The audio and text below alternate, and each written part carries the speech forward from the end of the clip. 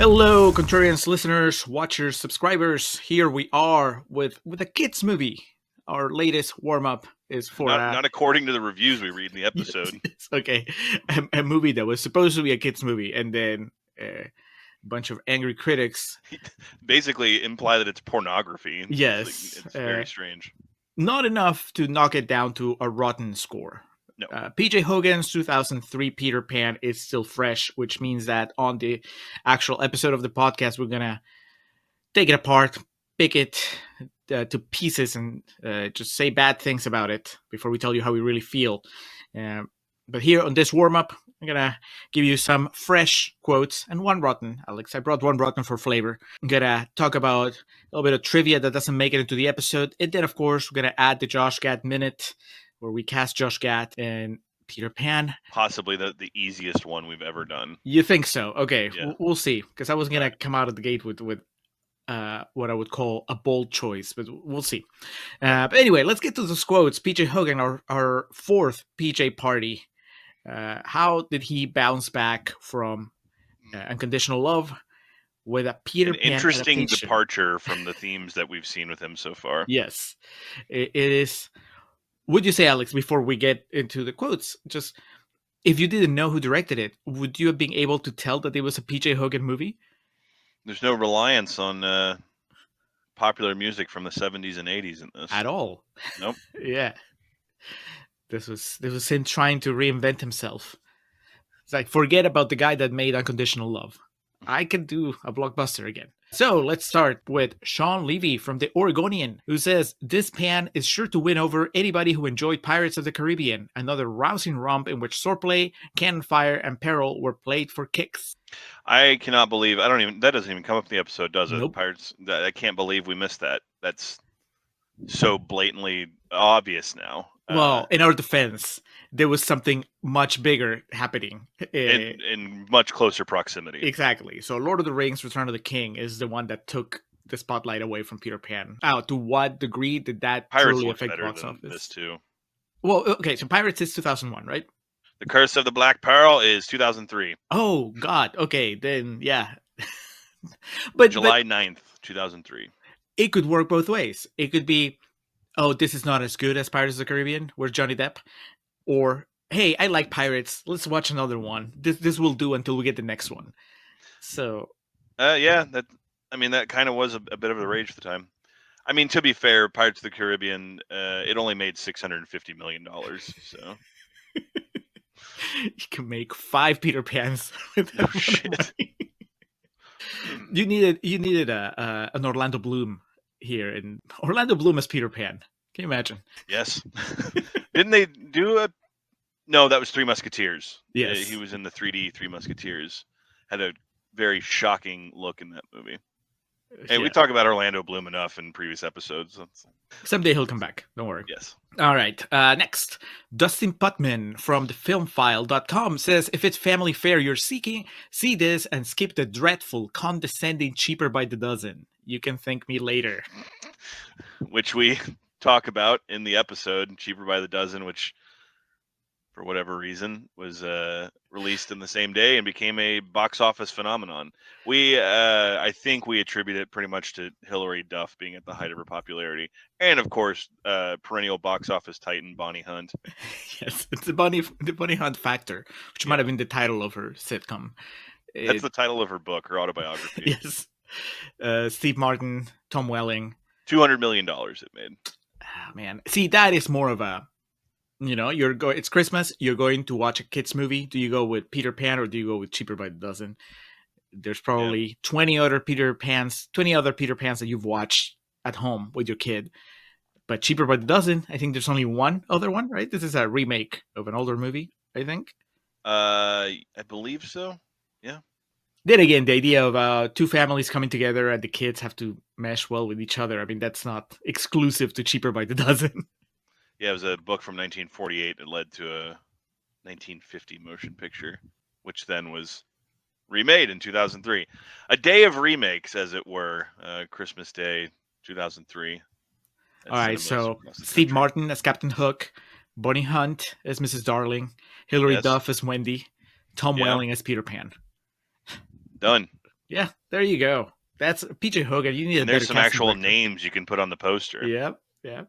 Next, Roger Moore from the Orlando Sentinel. James Bond. James Bond himself. At some point, he just stopped with the martinis and turned to the press. He says, "It's not completely joyless as Spielberg's Hook was, and it is not without its laughs and little pleasures." Swiping at Spielberg.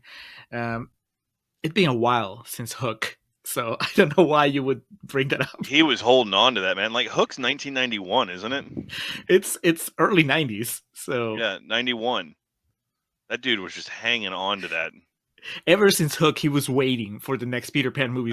That's like a Brandon Curtis style review. It's when you see a movie like and you just hold on to, you dislike. It was a movie that was widely celebrated and you disliked it, and you just have to wait for the right moment to get that dagger in. I mean, I don't know about widely celebrated though. I Yeah, think we talk about this in the episode. I think that's revisionist history in my mind because people love it so much now. Yeah. It's like revered, and we talk about in the episode. It made a decent amount of coin, but it was considered a box office disappointment. And yeah, the reviews I think were pretty divisive. The contemporary reviews. Yeah, it's definitely one of those movies that has grown appreciation throughout the years, but because people that are in our age range watched it a lot on VHS when they were kids, and so they just immediately think it's, that happens a lot. Honey, I Shrunk the Kids. I remember that was like a movie that I watched a million times on VHS when I was a kid, and so like in my mind it was just good. And I went and revisited it, and it was like, yeah, this is fun. Okay. But yeah. I think you guys say I revisited it. It sucks. No. I know it's not as good as the sequel, Honey, I Blew Up the Kid, but that's a terrifying movie. I remember at the end when the big baby's like, that happens, and that clouds my brain with movies like Hook. Of like, oh wait, no. When it was released, people were like, eh. And, hashtag not my Peter. Bond there held on to his feelings for quite some time. One more fresh before we get to the rotten one. Stephen Hines from Film Snobs says, "A Never Neverland slightly less creepy than the Neverland Ranch." This seems completely out of left field unless I am misremembering, and that's around the time that the whole Michael Jackson thing blew up. Like, why would you bring it up on your movie review unless that's what was on the news at the time? Yeah, that would have had to have been. I mean, Michael Jackson was kind of, I want to say like a pop culture punchline there for pretty much the mid to late 90s up until kind of his passing. But it was one of those things whenever he went on tour or something, it was still like hysteria. It was one of those cult of personality things. It's just from the perspective of people like watching it. But man, yeah, that early 2000s, that was prime real estate for getting in jabs at Michael Was it? Jackson. See, I don't remember. I mean, I remember it happening. I just my time displacement, I guess. I can't remember if I was still living in Peru when that whole thing blew up, or if it was, once I'd moved here. Because as we discussed in the episode, 2003, I had just started working for Cinemark, so I was freshly arrived in the United States still. It still feels like such a reach to make that reference on a review for a kids movie. Oh yeah, that was again like the previous review. Is just he had his like he was watching the movie and figuring out in his mind how he was going to make this joke. Yeah, that I'm trying to remember. One of his last big like public appearances was this being Michael Jackson was in 01 where he like performed. He didn't sing, but he came on stage with NSYNC at some MTV show and danced. It was pretty cool. Not gonna lie. It says 2001, September 7th, 2001. Goo. Whoops. Yeah. No wonder people don't remember that as much as I do. Something else fairly significant happened a few days later. But anyway, yeah, that what you just read, it's surprising you didn't come across that more in your. Oh, I did. Oh, I had to pick the most tasteful one out of the. There's a lot of Michael Jackson references if you go through the quotes on Rotten Tomatoes, the rotten ones mostly, and it was kind of weird. I never would have thought to make that connection, but I guess I generally don't think about it. All right, one more review. One more quote. This one is rotten. As I said, it's Robin Clifford from Reeling Reviews. And they say, Peter Pan tale is more of a youthful love story than an action-adventure flick, with a disturbingly sensually full-lipped Wendy saving a hidden kiss for macho swaggering Peter. I don't think that's an accurate description Yeah, I wouldn't describe Jeremy Sumpter as macho. Swaggering, maybe, but in a very kiddie way. I mean, as it's supposed to be. Yeah, Peter Pan is a kid. And that's a very uncomfortable way of describing who's probably like a 12 or 13-year-old girl in this movie. yep, the surly, essentially full-lipped Wendy. Robin, who was your editor? Who let you just go with this? Again, Yeah, I'm like, for me, when I actually in the episode had to try to find something that I could construe as like sensuous or tempting. They do have the Tinkerbell in this is kind of bratty and like in a Baby Spice kind of way of being like cute or whatever. But she was also an adult.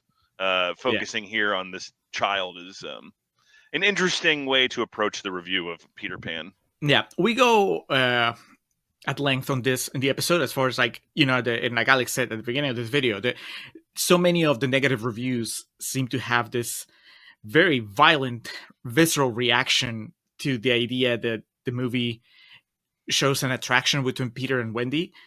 But they're children, and it's a very innocent. They like each other. But And we talk about in the episode, yeah, Peter's supposed to be 150 years old or whatever, so it's like he's still a child. Yeah, exactly. Yeah. So if you haven't seen this movie and you read those negative reviews, you would think you were heading into just some really salacious You would representation of think Peter Pan. the entire movie is like all of those urban legends from the Disney, like the schoolyard tales of like the castle's a penis and the leaves say fuck or whatever. You'd think that's the entire movie, and it was so baffling to watch this movie and then immediately hear those reviews Julio was reading. I was very confused. Yeah, that hidden kiss reference here, I mean, is completely innocent. So yeah, it's don't be misguided by those quotes. Just watch the movie. What brings them back to life? Yeah. All right. So Alex, those were the quotes. Before we go to trivia, hit me with it. It's the Josh Gad Minute. Tell me, what is the so obvious that there could be nothing else choice? Smee. There's Smee. That's the easiest thing you could do is cast Josh Gad as Smee. Do you remember who plays Smee in Hook? No. Who is it? Bob Hoskins. Ah, Mario. Yeah. So that's why I would be hesitant to cast the Gad, who is super talented, but then he would still be compared to Bob Hoskins. His performance. This guy, I don't know who he is that they played. I thought he was fine. Yeah. But you never feel the need to compare him to Bob Hoskins because he's not like, a big enough name. He's just a capable actor doing, breaking the fourth wall more than once. Like it's Deadpool or some shit. I mean, you could also, if you wanted to get crazy with it, he could be Hook and play that's what I was going to suggest. Mr. Darling. Especially the Mr. Darling in this movie, the slicked back hair and the prim and proper. I could see him doing that. The idea, though, that Josh Gad is married to Olivia Williams, that's pretty fantastic. Yeah, it's a foot shorter than her. But can you imagine the Gad with that steampunk hook? Oh yeah, the fucking David Cronenberg inspired hook apparatus. It would be his audition for the MCU. Like, there you go. This is how you get me in there. I would like it. There is, I think easily Hook. We say on the episode, it's one of the things that we agree on. Hook is the best character and the most compelling performance in the movie. Because it's the most fun. He gets to go big and do things and be funny, be scary. I said on the episode, I'll repeat it here. In a perfect world, I would have rewatched Hook before watching this or after, just to get those performances. Because I really don't remember much about Dustin Hoffman playing Hook. I just know that on paper it sounds awesome. Or his mustache. Yeah. But I wish I could give you an accurate comparison between that Hook and Jason Isaacs' Hook. And if only so I could just tell you, and I know that Josh Gad would just blow them out of the water with his Hook. That's it. That's the Josh Gad Minute. You know what? If you're a conservative, you put him as me. If you want to go wild, you put him as Hook / Mr. Darling, and you have a blast either way. Let's move on to trivia, Alex. You'll be happy to hear this one. Jason Isaacs' favorite film of his own, as he said in a 2008 interview with The Guardian, in 2021 in an online interview with Griffin Schiller for Film Speak, Isaac reiterated that this is still a brilliant film to him as it is the only real version of the story accurately centering on Wendy's first pangs of puberty. This is strange, but he also called PJ Hogan a magnificent director, loved every day on set, and had the highest praise for everyone in the craft department. I mean, that goes back to kind of, even still, there is like in the movie, back to this Wendy thing, like, yeah, the first idea of attraction to a boy and shit like that, which is like part of the fucking story, but Have you seen My pangs of Girl? puberty is a weird way of wording it, I would say. But it's, again, I think he hits the nail on the head in terms of just like saying what it is, and Yeah. that people kind of overreacted. My Girl with Macaulay Culkin, Yes, and Anna Chomsky. Anna Chomsky, long time ago, but yeah. Yeah, Back when I was a kid. I'd heard of it. I knew of it. I knew about the big thing with Macaulay Culkin and all that, and I finally had it playing in the background. The Wicker Man ending. Yes, and that movie, it is. I mean, I guess I wasn't paying like It's of its time. Yeah, but that is something, you know. It is in big part about this girl's dealing with puberty. I don't know if you remember. I did not know this. She has a crush on her teacher. Her, you know, who's an adult in that movie, and it is handled in a way that, you know, it takes it seriously. Like she gets upset when he gets a girlfriend, and she cries. You know, and I think that it's obviously they're very different movies, but Peter Pan handles, you know, it's about that. It's at some point, you know, children stop being children and they hit puberty, and then other things happen. And so, God, you can't just like panic every time something happens in that movie. And I understand that Peter Pan is well known as a property for kids, and so if you're a very conservative parent or adult, and you're like, nope. But still, we talk about in the episode, it's not like Hook's lusting after a kid or some shit like that. It's just, it's a strange thing to be hung up on. And people spoke with their wallets. Budget of $130 million, box office return of around 120, and that's no telling with the marketing costs and everything. The estimated loss was between 70 and 95 million for this would have been Universal Studios. That's not all to say it's because of what we're talking about. There was a behemoth in the box office by the name of Lord of the Rings: Return of the King. Opening weekend, Peter Pan came in 5th place. Return of the King, of course, number 1. Cheaper by the Dozen. Paycheck was number 3. Ooh, that's a very bad Ben Affleck movie. Okay. And number 4 was Cold Mountain. Okay, awards, darling. Cold Mountain got Renée Zellweger her first Oscar. I mean, 5th at the box office. I don't have it in front of me. I imagine it's one of those movies that from week, like Watchmen style, from week 1 to week 2, the drop off is like 90% or some shit. Allegedly was at one point being discussed to be a prequel to Hook, but Dustin Hoffman didn't want to come back to play Hook, so the idea was abandoned. I am glad they didn't do that. Yeah. Agreed. Gary Oldman, Alan Rickman were considered to play Captain Hook. Gary Oldman would be fucking awesome, especially like the version of Hook in this movie. And Julio, this is a PJ Hogan film after all. So if there was an actor you think that may have been also considered to play the role of Captain Hook, who do you think it would have been? Oh my God. Was Rupert Everett in the running? Apparently. I mean, that makes sense. I'm surprised he didn't. Dude, Rupert Everett could so easily be Mr. Darling in this. We were robbed, Alex. I love Jason Isaacs, but I think that if Rupert Everett had landed that Captain Hook role, that would have cemented him as a reliable, like over the top bad guy. Yeah. In America's eyes.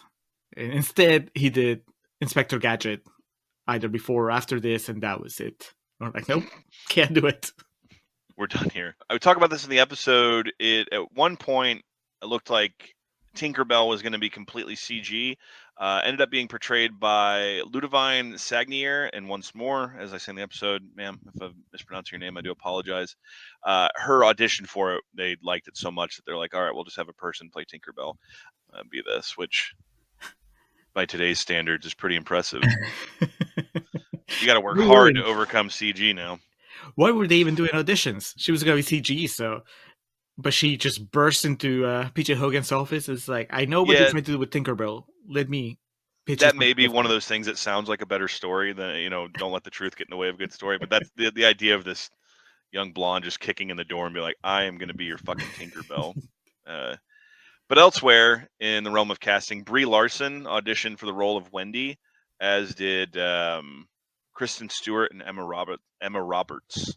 So I invite you to consider Kristen Stewart as Wendy in this movie. Oh no, I can't. But Brie Larson, I think that she would have been able to. I mean, British accent. All three would have to put on a British accent, and that's where I don't know. Maybe that would trip them up. Didn't Emma Roberts do that for something else? Has she been a? Wasn't she like a kid detective or something? Like Yeah, she's a. I didn't think that was a British character though. Oh, I don't know if it is or not. I could be completely confusing something, but now Emma Roberts had to kind of wait in the wings for a while before Scream 4 came on the horizon. It was just too soon. Was it?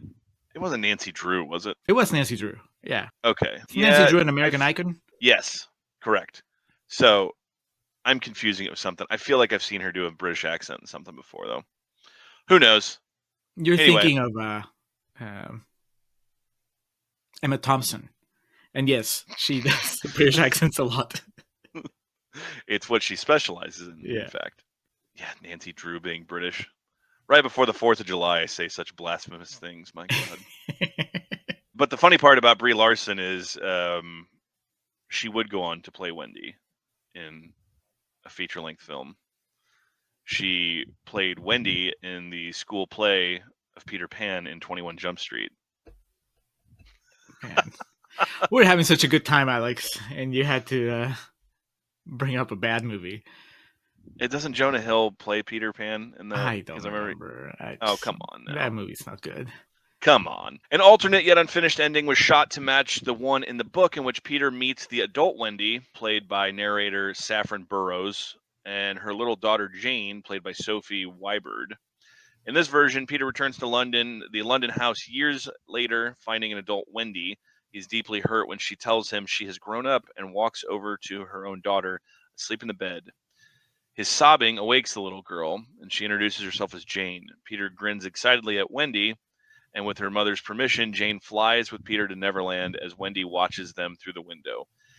Interestingly, Jane's teddy bear was formerly Michael's teddy bear. It is available among the DVD extras. Do you prefer that ending, Alex? That one, that original ending is I get the idea of it, but it comes across a bit creepier to me because he's still a kid all these years later, and not necessarily from the perspective of the optics, but just the idea of still refusing to grow up, that type of thing. It's sadder. I mean, I think the ending is sad always, right? Because he has to leave. He has no place on Earth. When I remember reading the book, the abridged version, it was creepier because he is, the idea is that he's always going to come back for the youngest child in that line, and maybe not just there, but everywhere in the world, and so that turns him to a bit of a horror figure. Yeah, right. He's always there. You get older, but this kid, and not to bring it back to something I brought up, chronicled deeply in the recent trilogy of Halloween films made by David Gordon Green. Yes.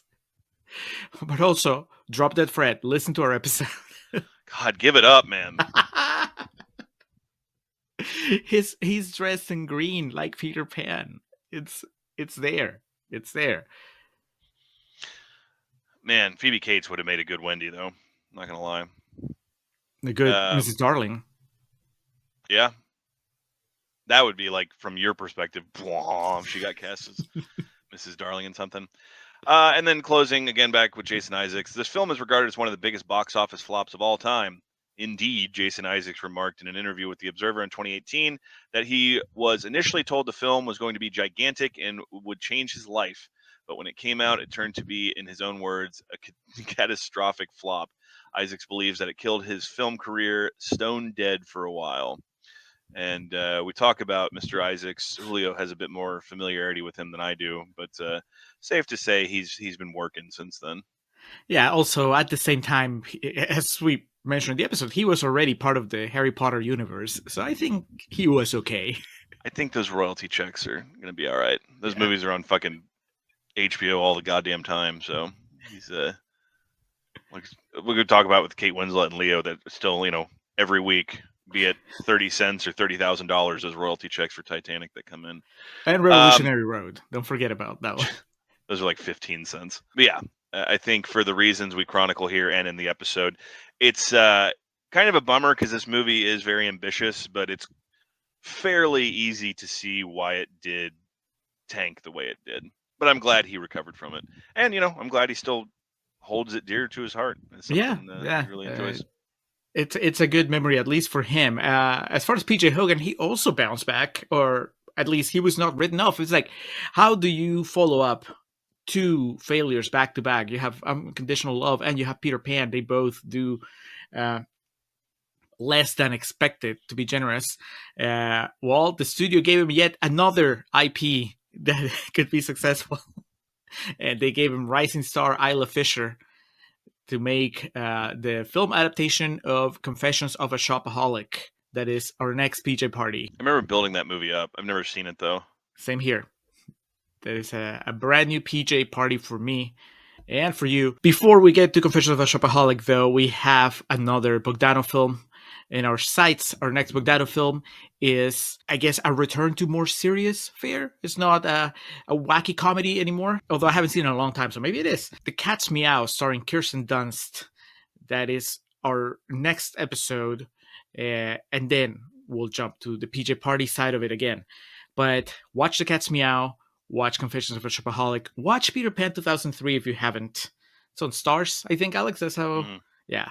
So, and then of course listen to the episode. It's all on YouTube or whatever podcatcher you use. But until then, thank you for watching, and we'll talk to you again soon.